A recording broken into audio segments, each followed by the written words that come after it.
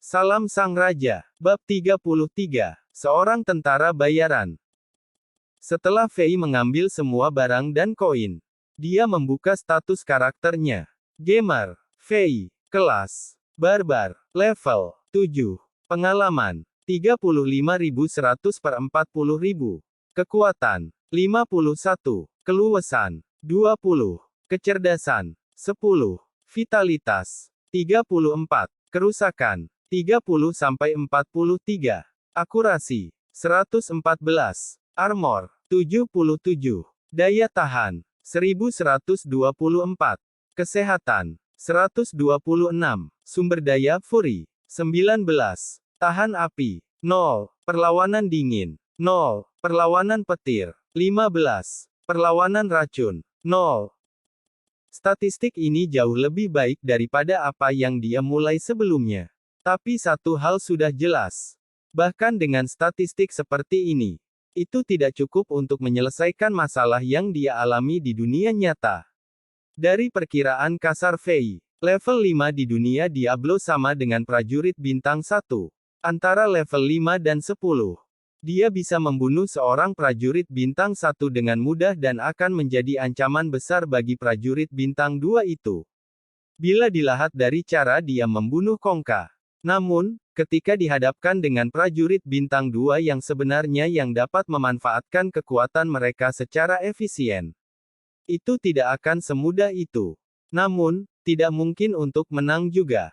Saat menghadapi prajurit bintang 3 seperti Landes atau Lampard, kecuali Fei menggunakan serangan diam-diam, tidak ada peluang untuk menang. Jika dia mencapai level 10. Fei percaya bahwa dia bisa melawan Landes secara efektif tanpa menggunakan kemampuan seperti Hall. Inilah sebabnya mengapa Fei harus menggunakan waktunya dengan bijaksana dan naik level sesegera mungkin. Begitu karakter barbarnya melampaui level 10. Chambord akan memiliki peluang yang lebih baik untuk menang. Fei memulai perjalanannya di dunia Diablo lagi. Bas. Fei membuka item slot dan menggunakan Town Portal Scroll. Dan portal berbentuk oval biru muncul di samping Fei. Dia melangkah ke portal dan kembali ke Rock Enchantment.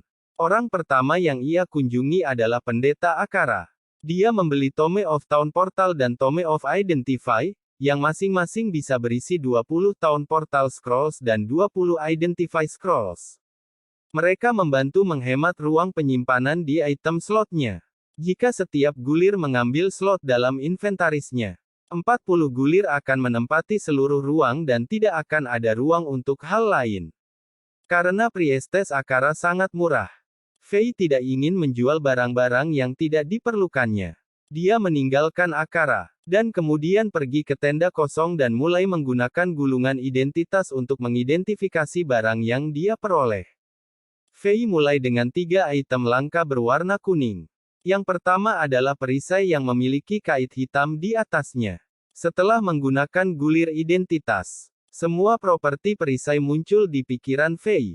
Azure Spiket Shield, pertahanan, plus 20% blok, plus 25%. Daya tahan, 10/10. Kekuatan yang dibutuhkan, 35. Level yang diperlukan, 7. Properti khusus, plus 9%. Tahan dingin. Plus 17% mengisi hidup, meningkatkan generasi hidup. Plus 7 sumber daya, Fury. Ethereal tidak dapat memperbaiki. Sifat-sifat perisai ini terlalu bagus. Itu adalah perisai sempurna untuk orang barbar. Dengan perisai ini, pertahanan Fei telah naik 1 tingkat. Satu-satunya kelemahan adalah bahwa daya tahan perisai hanya 10. Dan itu tidak bisa diperbaiki sama sekali. Setelah perisai itu rusak, itu akan hilang selamanya. Namun, pro lebih banyak dari kontra dan perisai ini adalah apa yang dibutuhkan Fei saat ini. Dia melengkapinya tanpa ragu-ragu. Kemudian, dia melanjutkan identifikasi. Setelah menggunakan satu lagi Identity Scroll, properti pedang emas muncul juga. Storm Saber, 1 tangan, kerusakan, 3-7. Daya tahan, 24/24. Kekuatan yang diperlukan, 25. Kecekatan yang dibutuhkan, 20. Properti khusus, plus 1 kerusakan minimum, plus 16 akurasi, plus 51% kerusakan pada mayat hidup, plus 69 akurasi untuk mayat, plus 5 kerusakan petir, plus 6 kerusakan racun selama 2 detik. Properti pedang juga menakjubkan. Sama seperti barang langka yang seharusnya. Fei memikirkannya dan melengkapinya juga. Di dunia Diablo, kecuali untuk item seperti baju besi dan cincin yang karakternya hanya bisa melengkapi satu persatu, karakter dapat melengkapi 2 set senjata dan dapat dengan bebas beralih di antara mereka dalam situasi yang berbeda. Fei dilengkapi Azure Spiket Shield dan Storm Saber sebagai senjata. Dengan pedang di tangan kanan dan perisai di kirinya. Mereka adalah seperangkat senjata pengganti yang sempurna. Kapak 2 tangan besar itu masih merupakan senjata utama Fei. Sudah waktunya untuk mengidentifikasi item langka kuning terakhir. Sarung tangan perunggu. Properti muncul setelah menggunakan gulir. Sarung tangan perunggu perbaikan sendiri. Pertahanan. Plus 6. Daya tahan. 14/14. Properti spesial. Plus 15 akurasi. Plus 10% tahan api. Plus 15% tahan dingin.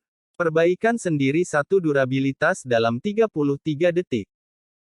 Sepotong keajaiban lain. Kepala Fei sedikit pusing. Dan dia harus mencubit dirinya sendiri untuk memastikan bahwa dia tidak sedang bermimpi. Ketiga item langka kuning memiliki sifat luar biasa. Dan yang paling penting, Fei bisa melengkapi mereka segera sebagai barbarian level 7. Rasanya seperti 3 item disesuaikan ke arah Fei. Dia melengkapi Bronze Self-Repairing Gloves untuk menyingkirkan sarung tangan kulit usang. 3 benda langka berwarna kuning bersinar padanya. Itu membuatnya merasa sangat kuat. Dia tidak sabar untuk pergi ke Tegalan untuk bertarung dengan monster hanya untuk mencoba pakaian barunya. Setelah dia selesai mengidentifikasi, dia pergi ke Carsi Pandai Besi Perempuan. Dia menjual semua item sihir biru yang tidak dia butuhkan untuk 18.666 koin emas. Melihat semua 21.000 koin emas di item slotnya, Fei merasakan pencapaian, dari orang miskin menjadi pangeran dalam hal kekayaan. Waktu sangat ketat. Setelah Fei menyelesaikan semuanya, dia memperbaiki semua barangnya di Carsis. Membeli helm logam dan sepasang sepatu bot kulit tebal dan dengan cepat pergi ke lokasi berikutnya di pikirannya. Perhentian berikutnya adalah Cassia, pemimpin militer di Rock Encampment. Dia menyelesaikan pencarian Burial Grounds Suster dan ada di sana untuk menerima hadiahnya. Oh, Tuhan memberkati. Prajurit muda, kamu benar-benar telah membunuh pengkhianat berdosa itu.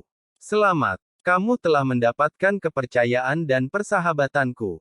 Sebagai hadiah, kamu akan menerima bajingan wanita yang kuat sebagai tentara bayaran.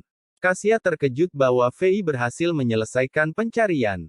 Setelah dia selesai berbicara, seorang pemanah wanita muda cantik keluar dari tenda di belakang Cassia dan berjalan ke Fei. Ini adalah pemanah sihir paling kuat di Rock Encampment.